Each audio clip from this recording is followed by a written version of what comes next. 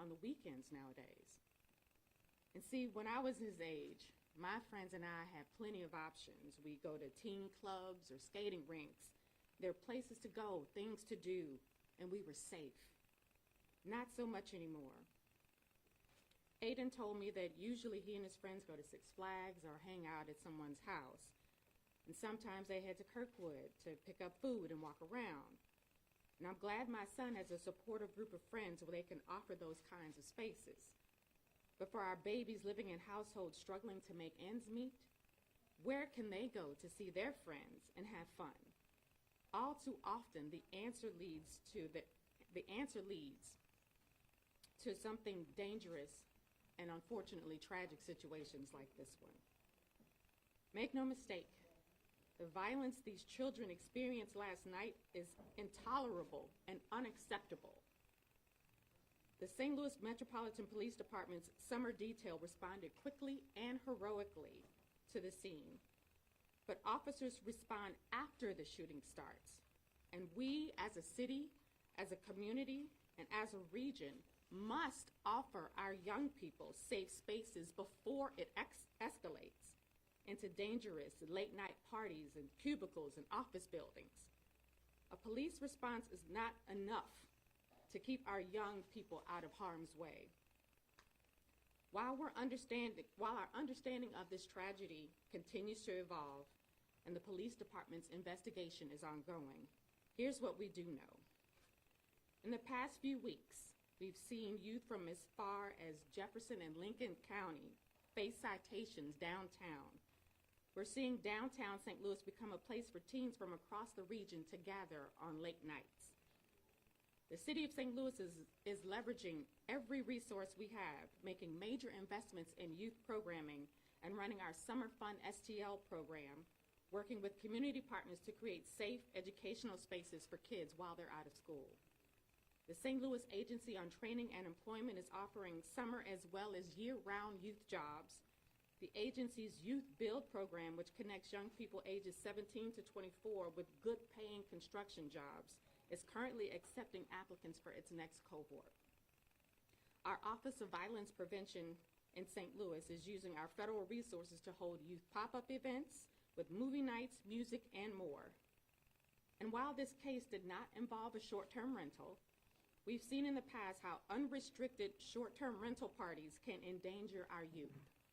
At the Board of Aldermen, they are currently considering a bill that would regulate short-term rentals in St. Louis, bringing us in line with fellow cities across the region.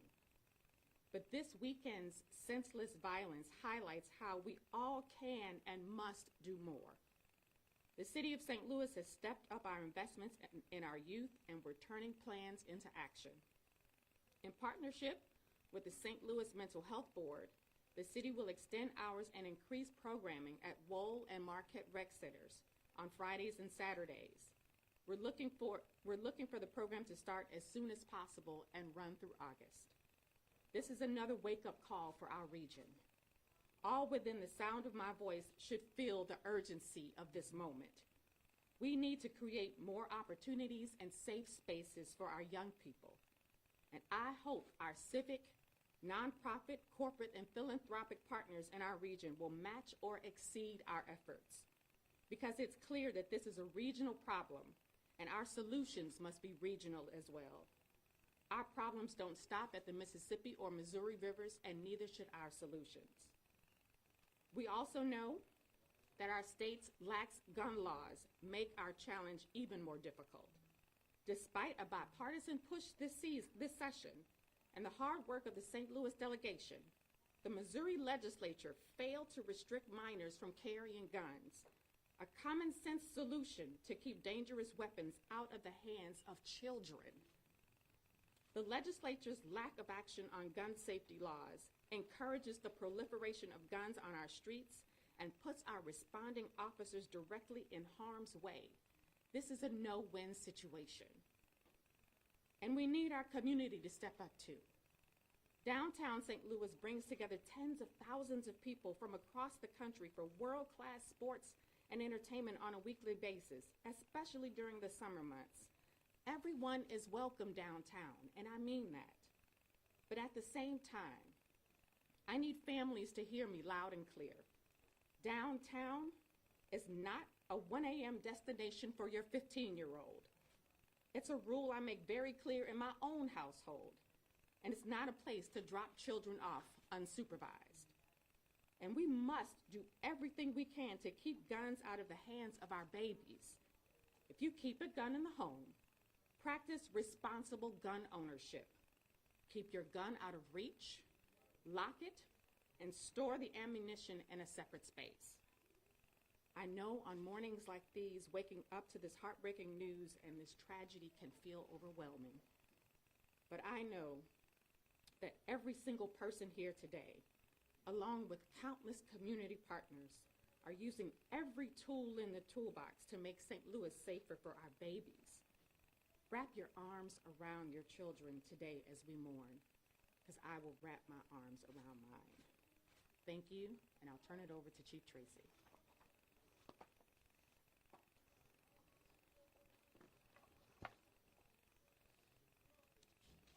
Thank you, Mayor. And with me from the Police Department, I have Lieutenant Colonel Renee Kreisman, who's the head of our crime control strategies. Also, Major Lawson is here. He was the on-scene supervisor last night that we have overnight supervision of a high rank that coordinated that scene. Major Lawson's here. Did a tremendous job last night, and the troops that showed up at the scene to render first aid, secure the scene, get evidence, and when I get into it, you'll hear some of the things that we had one in custody as well. And then the last person that's here, very important, is Lieutenant John Blaskowitz, who's our homicide lieutenant that's up here, who has control of the investigation because we did have one shooting victim that resulted in a homicide.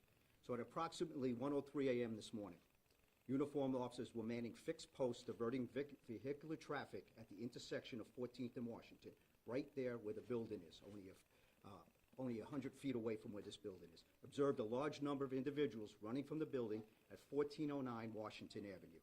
As they were requesting additional assistance, multiple calls came in for a shooting at a party on the 5th floor where multiple people had been shot.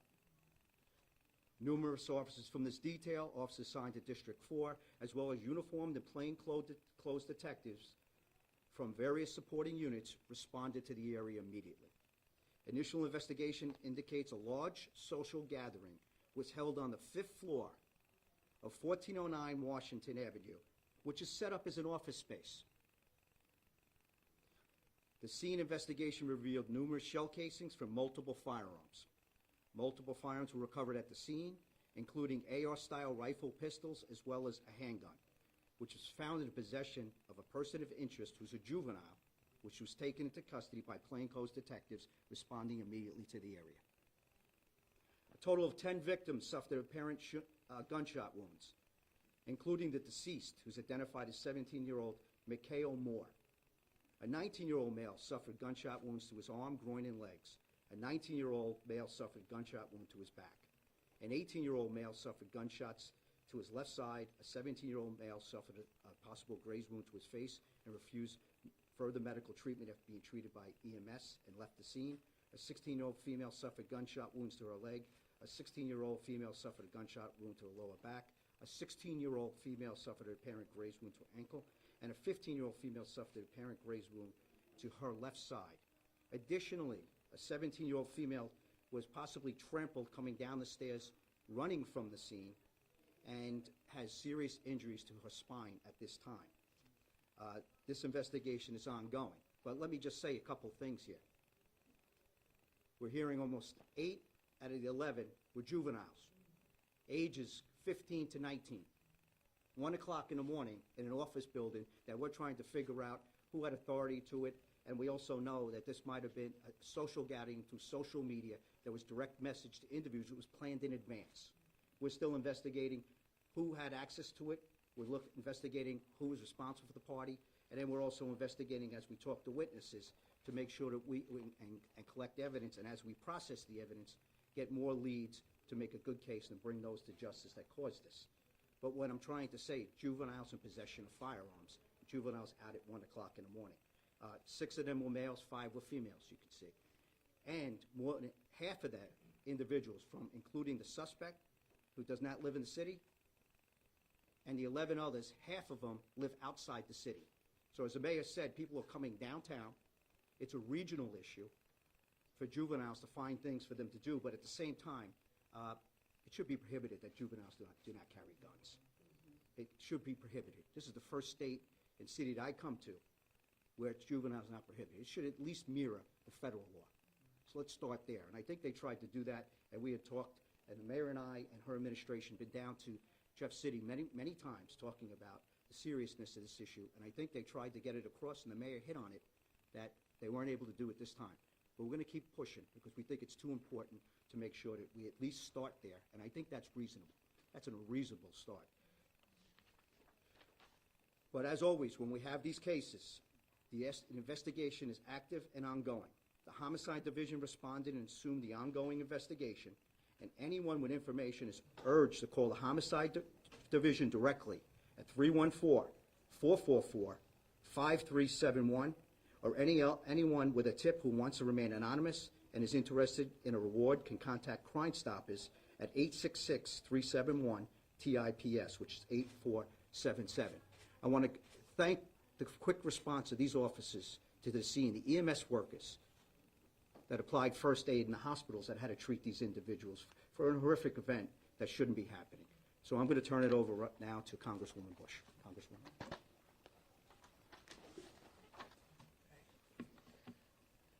All right.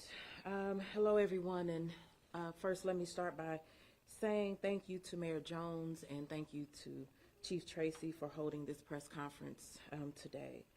Also, we want to thank our community partners who have come out and brought resources to St. Louis Metro Police Department for the swift response, and just like Chief Tracy said, also to the hospitals and to our EMS, because when they show up to the scene, their lives are also at risk.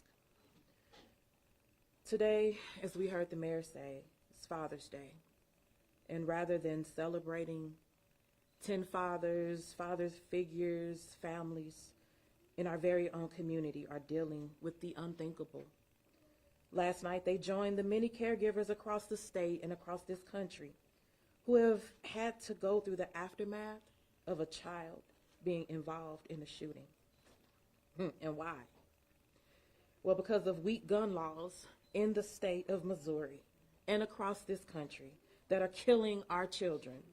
Legislators that are blocking literal life-saving policies that could help protect our children and the very people they were elected to represent. And I take such offense to that, because when we sign up to represent people, we sign up to represent all the people. Because the truth is, we know how to tackle this preventable crisis. We can save lives, we can save our children.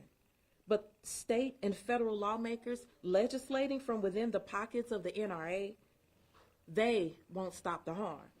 They are choosing guns over our children. They are choosing violence over safety. They are choosing death over life. We need to save lives. There are solutions rooted in public health that are on the table.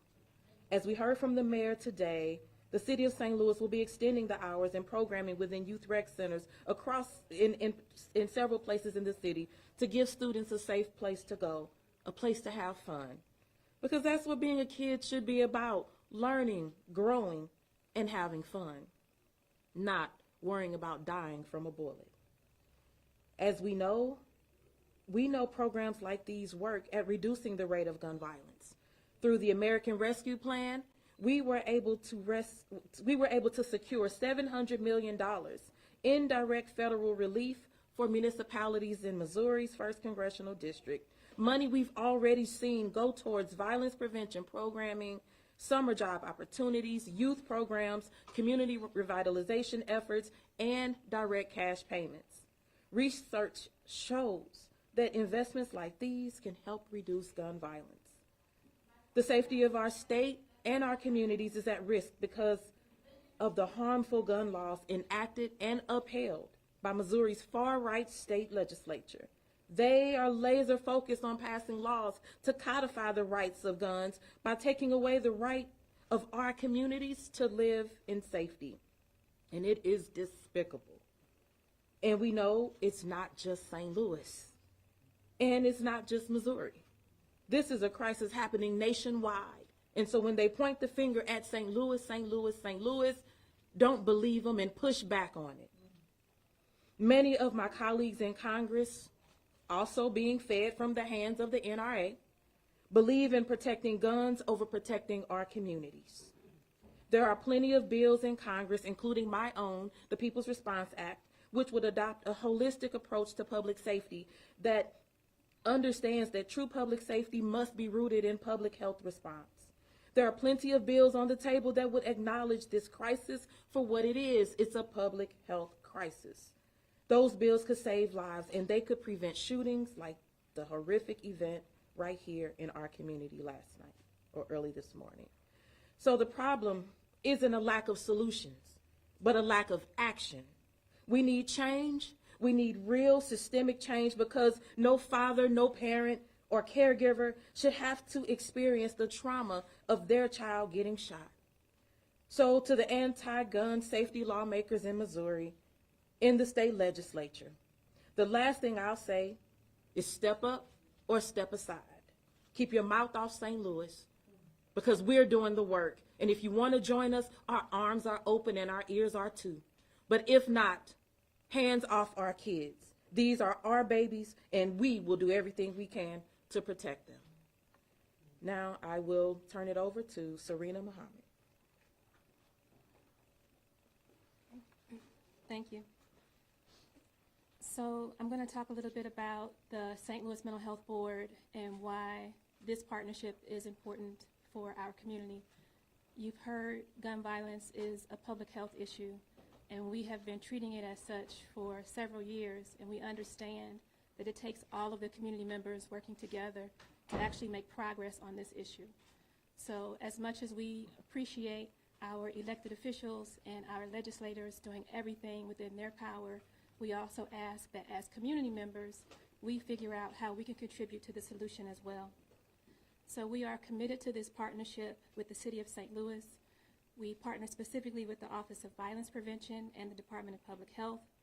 We regularly convene organizations and individuals who are interested in providing safe spaces for young people, and we are intending to scale what we do.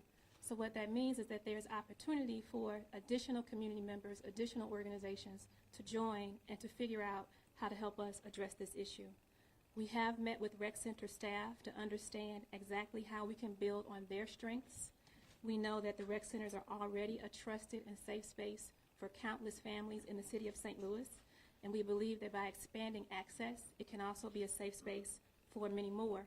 We understand that this is a regional issue, so we work with our partners in St. Louis County to also provide programming in other areas of the region. So we ask that you really think about, as you are hearing this, what you can do to contribute to the solution that will take a regional effort. One of the things that we're focused on for youth engagement is looking at community wellness overall. So that means more programming over the summer, and we also reach out to the adults and caregivers who are working with young people. So we will be looking at out-of-school time programs, expanding access to those opportunities, downtown activation events, as well as neighborhood social events, actually being in community where people live and addressing some of the harm that happens in community as well. We want to be a resource to help communities and families recover from trauma, and we hope that you will partner with us as we advance these initiatives.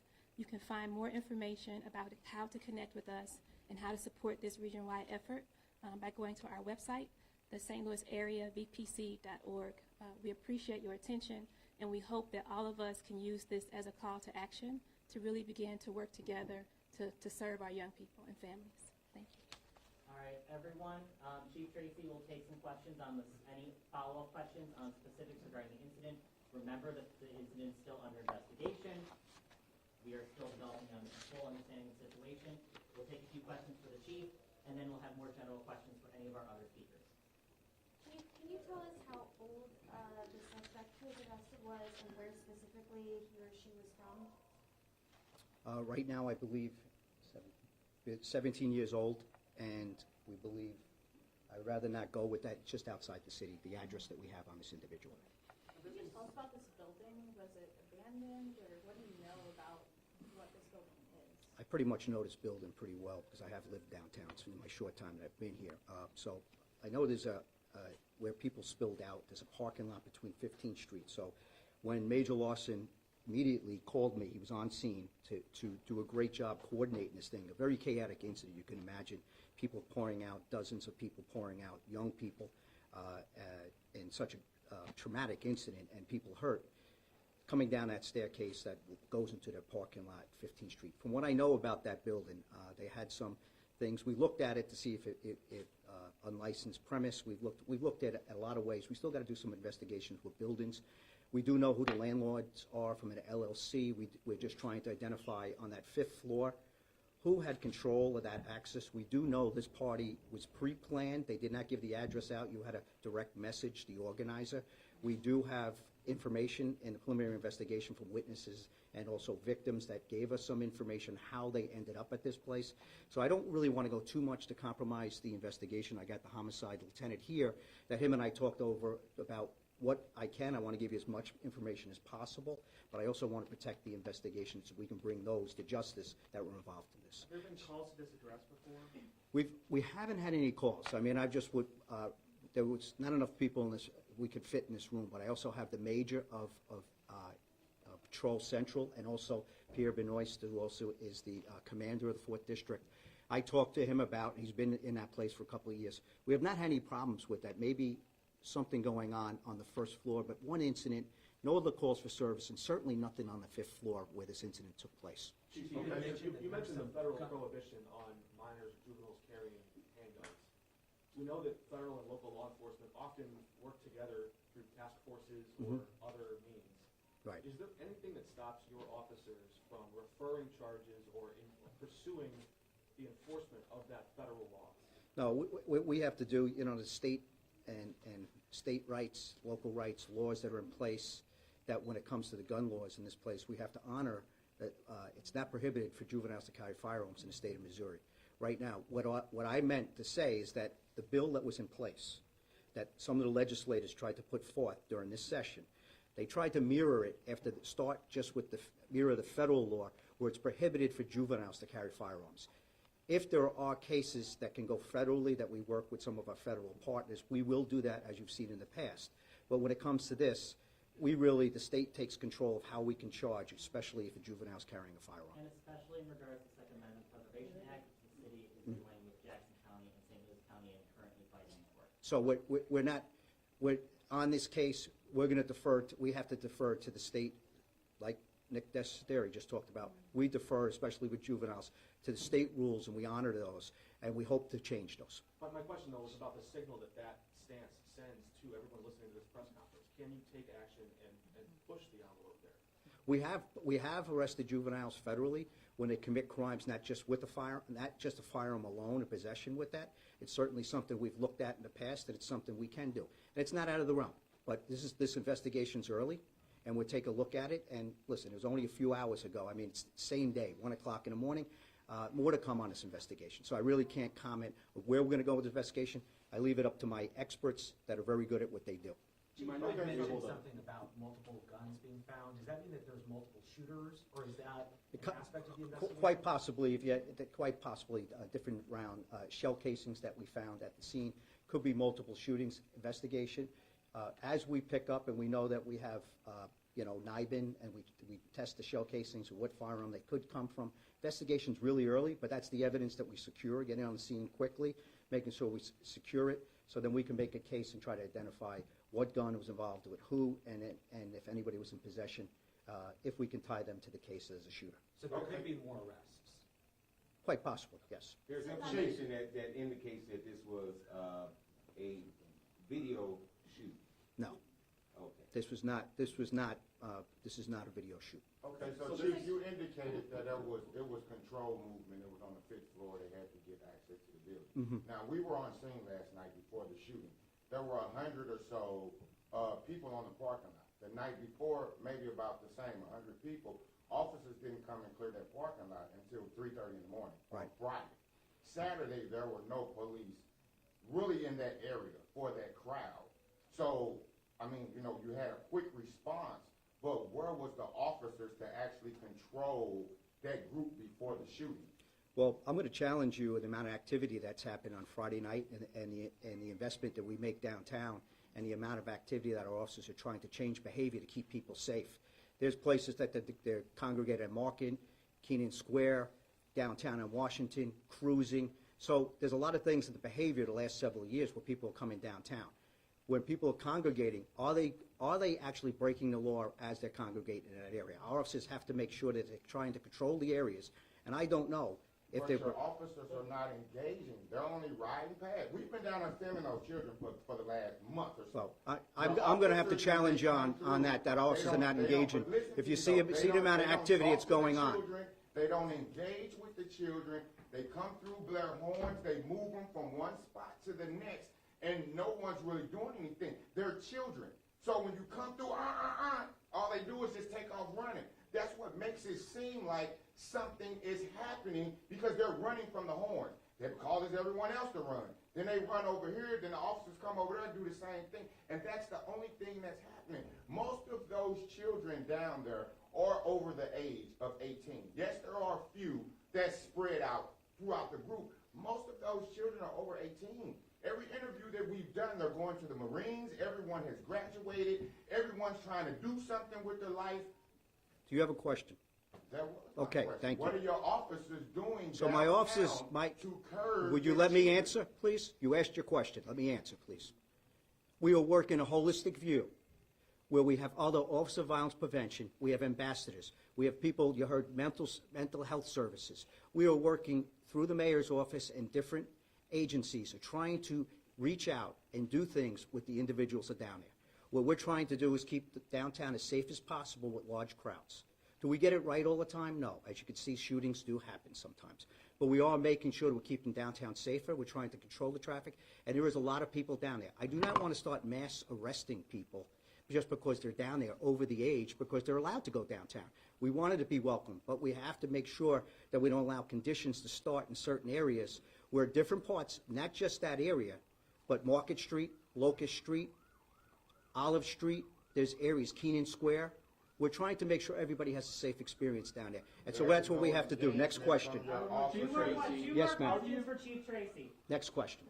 What is your strategy in partnering with local business, the local business community, for those areas you talked about? You want downtown to be welcoming. We see the city trying to get companies to come into downtown, but you see this kind of behavior and it may detract people from, ooh, I don't want to go down there and be in the mix of that. How do you balance those, and what does that relationship look like with the business community? Well, the business community has been complimenting the last several weeks on how much they've seen improvement down in the area because we're trying to control behavior and make sure it doesn't get out of control. Unfortunately, when something happens inside a location like this, very difficult to get to, that's one that you have to respond to. And maybe because of the things that we're doing, maybe it has moved things inside. I don't know. The investigation continues. But dealing with the businesses, speaking with them, they actually, a lot of the business are very happy the way things are going, where we're redirecting traffic, we're trying to have more presence downtown, we're trying to make sure that we don't get it always right, but we're working on it, and then we work with other partners, and the business people have actually, there's been comments the last 4 or 5 weeks, this incident now is going to set us back, but certainly there's context now that this was up on the 5th floor. How did it get up there? Let's get into an investigation. And we have a tragic incident that's happening that we're trying to prevent everywhere downtown, and we're trying to address it from so many different ways. But we're going to continue to do it. We're going to work with our partners. We're going to do outreach. We're going to try to find good ways for outlets for people to come downtown, be safe, and then just make sure that where you're going to congregate and where there has been issues in the past, we have to address. And we're going to try to do that. One more question for Chief Tracy. Was that 5th floor vacant, or was it active office space, or can you describe what that 5th floor looks like? 5th floor, from what I understand, Major Lawson gave me an update from the scene as in real time, but it's office space with cubicles. And so these cubicles, it's a cubicle setting. It's actually an office space setting that is not set up for socializing. It's not set up for sleeping or any of those things. It is an office space. So we were kind of surprised to see something like that because we've seen short-term rentals and possibly Airbnbs where we've had problems in the past. But as of right now, this doesn't look like a short-term rental, or No, but it does look like we have to find out, are they renting out this space, or how did they access this space? And that's part of the investigation that continues right now. So thank you very much. All right, questions for the mayor, questions for the congresswoman? Mayor Jones, you mentioned sort of an unrelated bill about short-term rentals, but didn't mention another bill at the Board of Aldermen right now, which would allow police to issue a fine or some sort of safe harbor provision for anyone who has doesn't have a concealed carry permit and does have a gun. Can you clarify, do you see that as an effective tool? Can that work? Is that something you support? We're still investigating the constitutionality of that bill. So our city councilor is still taking a look at that to see if that's an effective tool. But we're also looking at other tools, other bills that can be introduced. So speaking to youth, you know, that I've spoken with the last about 6 months who have said, I own guns, you know, they're under 18, it's legal to do that in this state. They've talked about how it's a status symbol, in part. How do you partner with community organizations to kind of break that cultural aspect of it? Because obviously the legislative is a little more challenging to do, so how do you get kids to not pull out a gun whenever they have a disagreement? Right, that is difficult because I remember when I was a child and we had fights, you know, somebody got a black eye or a broken nose and you live to tell about it. But now our kids pull a gun at the first sight of disagreement.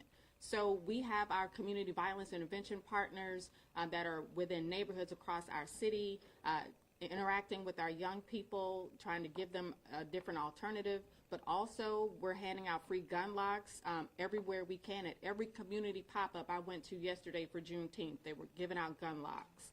And we will continue to do that. We have to promote responsible gun ownership. So if they see gun ownership as a status symbol, they should also see responsible gun ownership as a status symbol. Mayor Jones, you mentioned, you know, as well as Congressman Bush, that we have a lot of solutions that have been discussed and talked about, and there's been kind of a lack of action. Is there anything else that you can do, maybe a curfew or something like that, that could promote more safety? We're doing all that we can. And as I talked about before, this is a regional problem. It's not just a city problem. And as we did last month, we pulled together all of our regional leaders to talk about gun violence in our city. So you had the county executives from both sides of the river, from Madison all the way to Franklin. And I am still pushing on them to make sure that they can have opportunities for young people in those places as well. Our kids need safe and fun activities in their own neighborhoods. I'm not saying at all that they're not welcome downtown, but downtown at 1 a.m. is not a place for an unsupervised 15-year-old or juvenile. So we have to make sure that we have activities going on around the region for our young people to visit with their friends and stay safe. What is the plan to involve the youth in these discussions? Oftentimes we hear the media, such as ourselves, or even you guys, you know, talk about what needs to happen, what should happen, or, you know, things to come. But we never actually hear from the youth themselves. So we've had youth pop-up events in parks across the city with the Office of Violence Prevention, and young people have been telling us what they want to see. As we will be opening our rec centers to late hours for the rest of the summer. We expect young people to come in again and give us their voice and tell us what they want to see. And then I went straight to the source myself. I have a 15-year-old in my home. So I asked him, what do young people do on the weekends? One last question. I'm sorry, I didn't mean to interrupt. Yeah, and he told me some of the things that they're interested in. I offered him. I said, well, if there are parties at the rec centers in neighborhoods, will you and your friends go?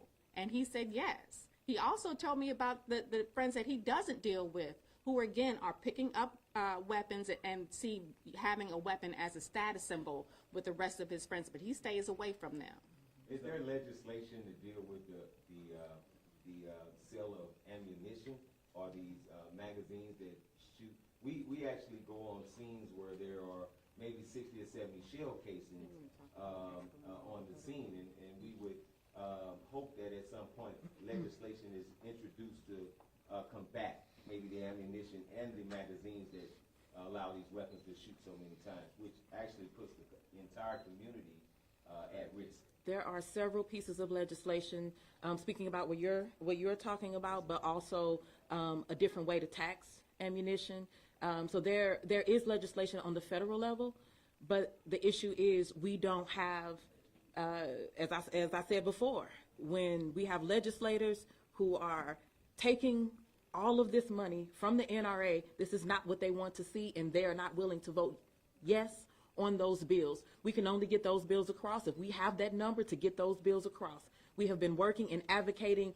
Folks have been doing this for years. Our office has been pushing. We have co-sponsored legislation.